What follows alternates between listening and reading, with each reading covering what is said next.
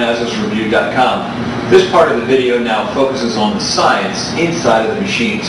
We're going to simplify the science of alkaline water by taking apart these machines and really observing the water cells so that you can understand the correlation between pH, ORP, and the actual size of the components inside the machine. So let's break them down.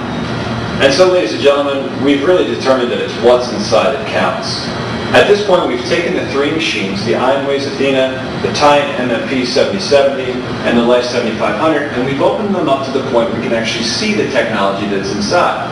The reason we do this is to help make sense of the results that we got with the pH and ORP comparisons, why those results came out the way they did.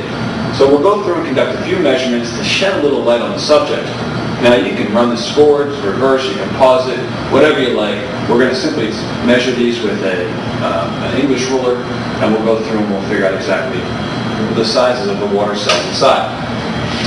So now first with the Life 7500, we'll go through and measure the size of the water cell. And the width is going to come in somewhere right around 3¼ inches. And the length of the water cell, it's just about 5½ inches. For the Titan MMP 7070, we've noticed first that the inside circuitry has a special waterproof coating over the circuit board to make sure that any kind of water spray inside the machine is not going to affect or ruin the electronics. Now, that's a big difference from the Life 7500, where we've just simply found a plastic cover that was over top of a set of antiquated power heat sinks and chips. So now back to the MMP 7070. We also noticed it looks like it's pretty easy to service, where everything's well laid out and readily accessible. So the water cell width of the Titan 7070 is just under 3½ inches, and the length of the water cell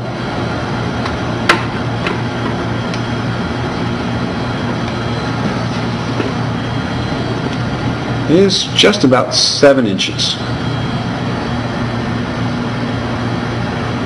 And now for the ionized Athena. You can take a look here. The ionized Athena also has the protective waterproof covering over the circuitry to protect the internal components. And now to take a look at the water cell inside of here. Our width is just under 3 inches with a total length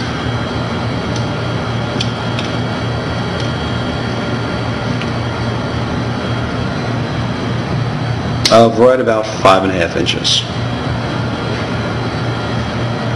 As you can see here on the inside of the ionized unit, you can also notice the calcium port where the minerals are added directly in just as soon as the water comes into the ionization, or I'm sorry, the inside of the chamber, so that it reaches the minerals before it reaches the filters or the ionization chamber itself.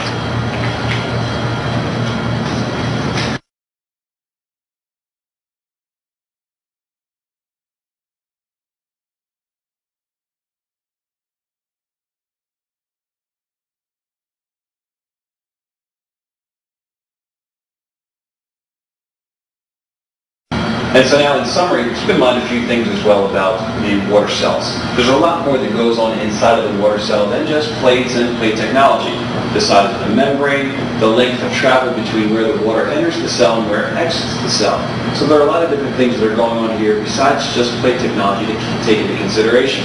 But the most important thing that we want you to consider and learn from this video here today is that if you ever see a performance test or comparison where the Hyundai beats the Ferrari, the technology that's smaller and maybe less plates, then we know that something's going on behind the scenes that you may not be aware about that's causing the result to contradict simple science.